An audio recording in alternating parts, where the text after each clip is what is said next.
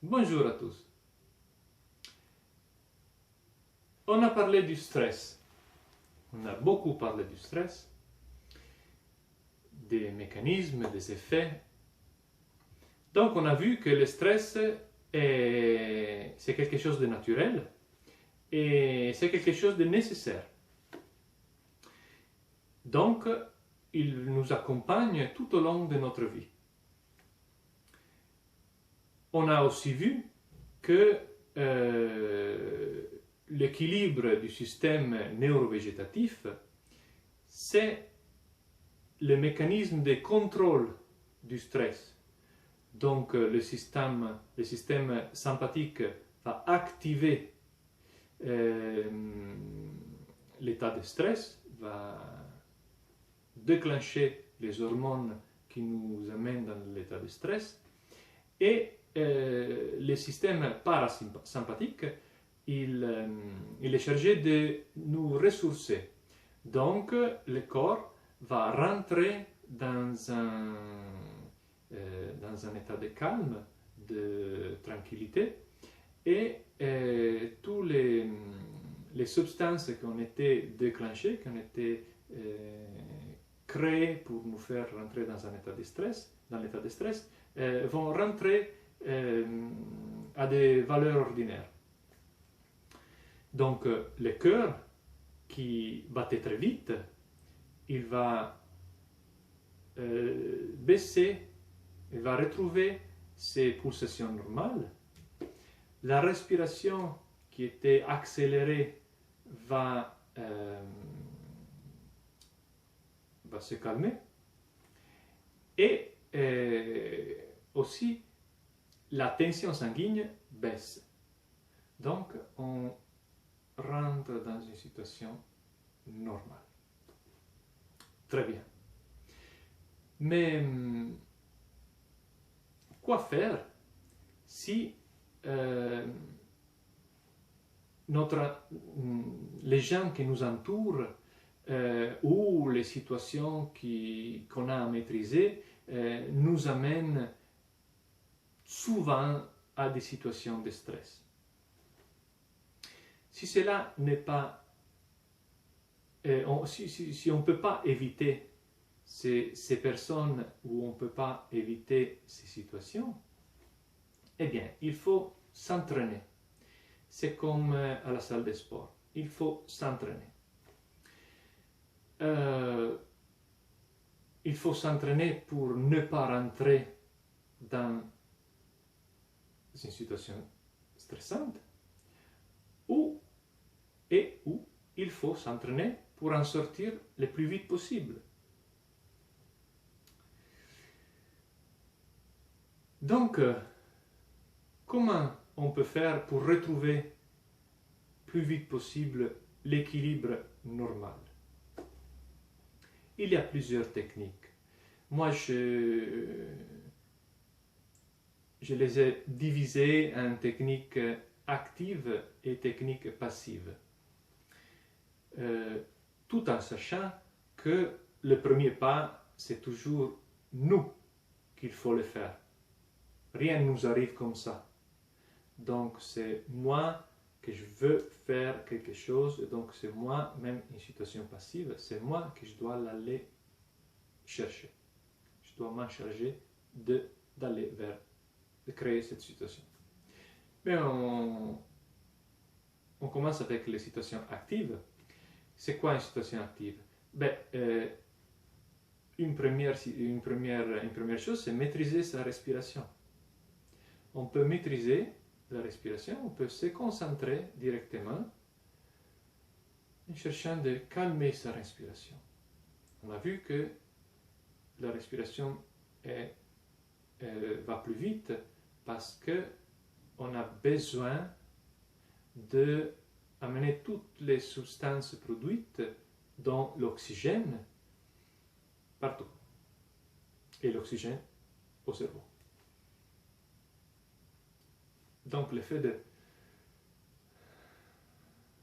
relaxer, inspirer avec le nez et expirer avec la bouche.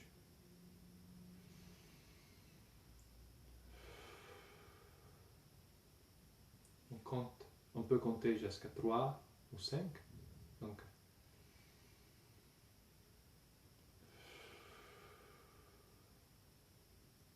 c'est facile. Il n'y a rien d'exceptionnel.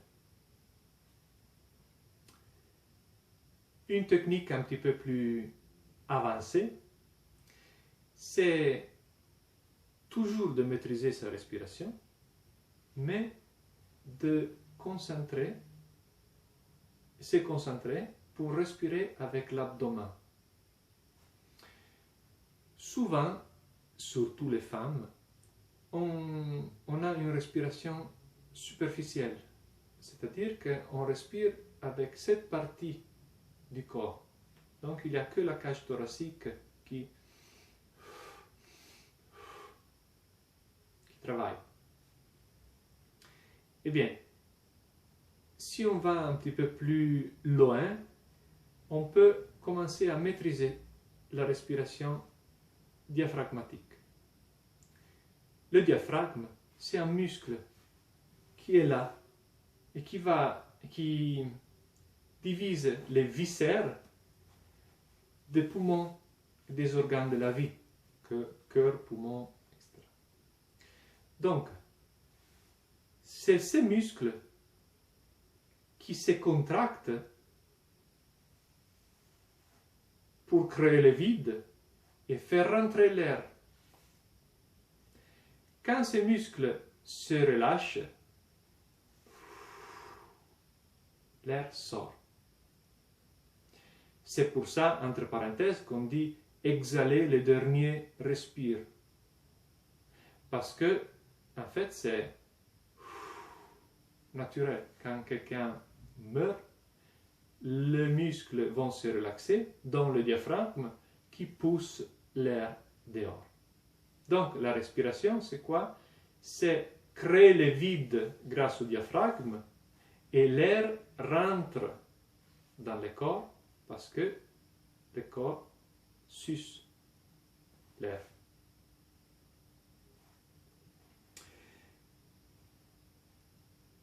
Donc, on va se concentrer sur le diaphragme. On va remplir la partie basse de notre corps. Donc aussi, il y a une expansion sur les côtés et derrière.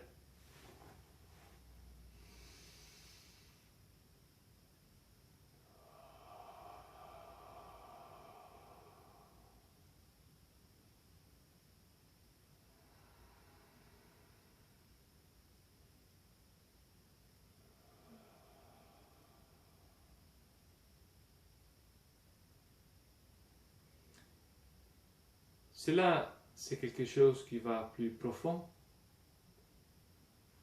Mais il faut aussi s'entraîner parce que si on ne maîtrise pas la technique, on peut aller en hyperventilation.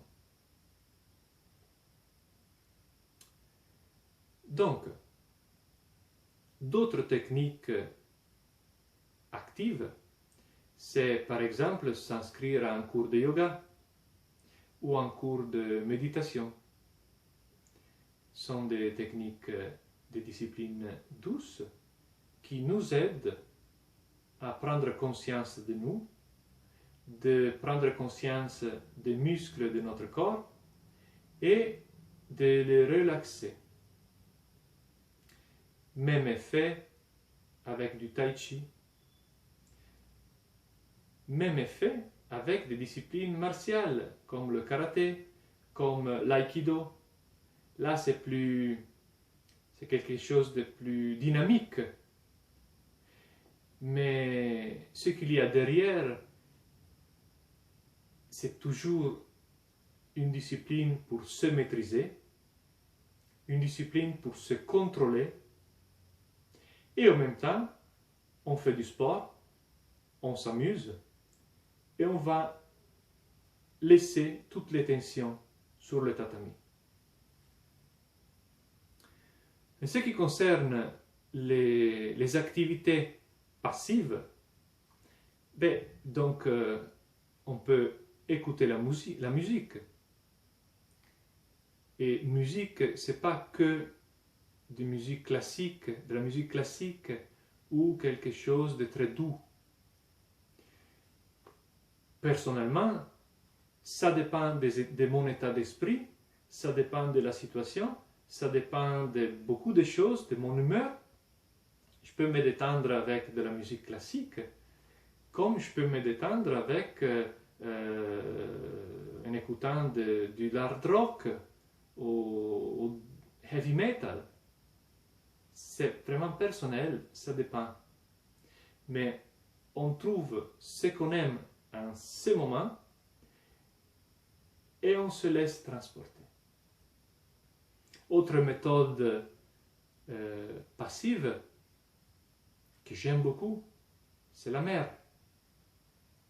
Faire de longues promenades à côté de la mer, ou si la mer est agitée, de rester, je pourrais rester à la regarder pendant des heures. Ça me relaxe beaucoup. Malheureusement, à Lyon, il n'y a pas la mer, donc cette option, c'est que pour les vacances. Mais j'espère de ne pas être stressé pendant les vacances. Donc, d'autres techniques passives peuvent être du massage bien-être. On va dans un centre et on va se faire relaxer. Du massage pour aider les toxines à drainer, pour aider les sangs à circuler, pour se sentir mieux. Tout à fait. Ou on peut aller vers des disciplines comme le shiatsu. Shiatsu, c'est de la digitopression japonaise. Le but du shiatsu, c'est de donner une stimulation au corps, et le corps va mettre en place tous les moyens pour se rééquilibrer, de la façon physique ou psychique. Donc, le corps se rééquilibre. Le shiatsu, c'est conseillé surtout quand il y a des situations qui perdurent au long du temps, où il faut se relaxer après des situations qu'on a gardées depuis plus longtemps. Donc, le shiatsushi, c'est le praticien, va sûrement faire un bilan énergétique et un bilan de ce qui se passe, et après, il va intervenir et va chercher sûrement vous donner des conseils pour améliorer votre état. Dernière technique que je vous propose, c'est de l'hypothermie. L'hypothermie, c'est une technique japonaise très récente, a été inventée en 1929 par un médecin japonais, Kinitsu Ito. Et c'est une technique qui est arrivée en Europe au début des années 2000, la fin des années 90, début des années 2000. Donc, si vous voulez plus d'informations, vous pouvez aller sur mon site internet.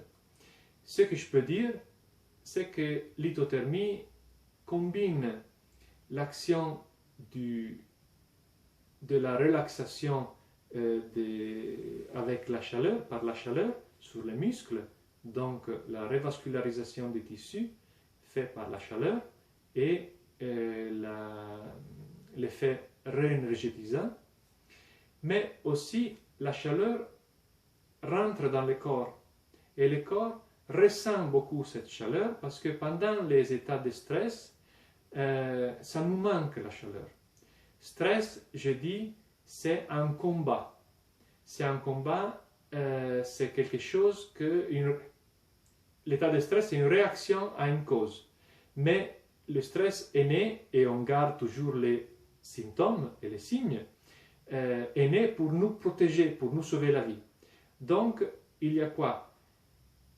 Tous les vaisseaux vont se fermer, les vaisseaux périphériques, pour garder la circulation là où il y a la vie. D'accord? Donc, dans l'état de stress, on privilège la circulation dans les torses et la tête, bien sûr. Si on continue dans l'état de, si on continue à rester dans un état de stress, il y aura de plus en plus notre corps se refroidira de plus en plus. Donc, on aura de plus en plus froid et c'est là, quand notre défense immunitaire baisse, c'est là quand nous sommes plus sensibles aux attaques de virus et de bactéries. Donc, l'hypothermie, c'est un moyen formidable pour relaxer le corps, augmenter la température du corps et aider le système immunitaire à retrouver son équilibre. Bien, j'ai assez parlé. Je vais faire mes devoirs.